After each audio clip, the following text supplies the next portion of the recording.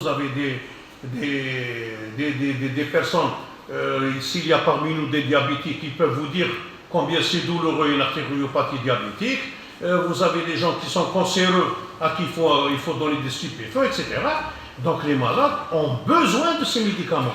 D'abord, le médicament est un élément essentiel de santé publique. On ne peut pas faire de la santé, on ne peut pas faire de la prise en charge de malades sans médicaments. C'est un élément indispensable. D'accord? Et ils ont révolutionné la santé mentale, puisqu'avant on internait les malades.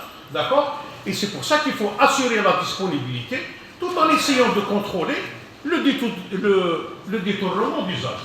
D'accord? Et c'est pour ça qu'il faut encadrer donc, la production, la distribution, la prescription et la dispensation. Alors bien sûr, donc, comme je vous l'ai dit, donc, il y a des conventions internationales qui ont été signées. Et puis donc, il y a une législation nationale, au nombre desquelles donc, figure le code pénal, la loi 04-18, la loi donc, de 18-11 donc, relative à la santé, et puis la dernière, c'est la loi 23-05 du 7 mai 2023 qui a modifié donc, et complété la loi 04-18. D'accord? Voilà.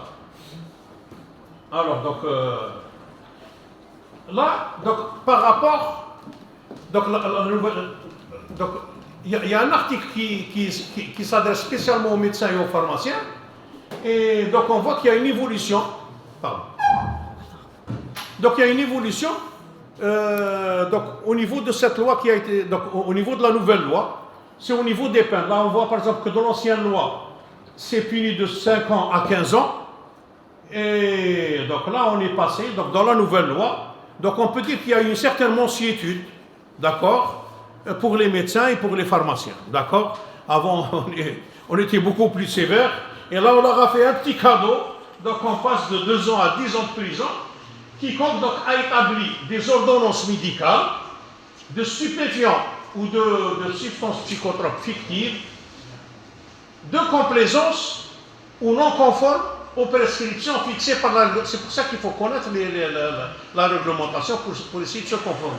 Parce que si on ne se conforme pas, donc, il y aura un petit problème, c'est quand est-ce qu'il y a certificat de complaisance. Là c'est le gros problème. C'est là où un certain nombre de médecins vont être entendus. Il y a eu même des médecins chefs de service de psychiatrie qui ont été entendus par la police ou par la gendarmerie parce qu'on a trouvé que le malade vendait les médicaments. D'accord? Donc c'est cet aspect-là qui m'a... Ou alors, donc, pour certains, est-ce que le médecin généraliste peut prescrire ou pas? Est-ce que l'orthopédiste peut prescrire des psychotropes? Est-ce que le chirurgien peut le prescrire?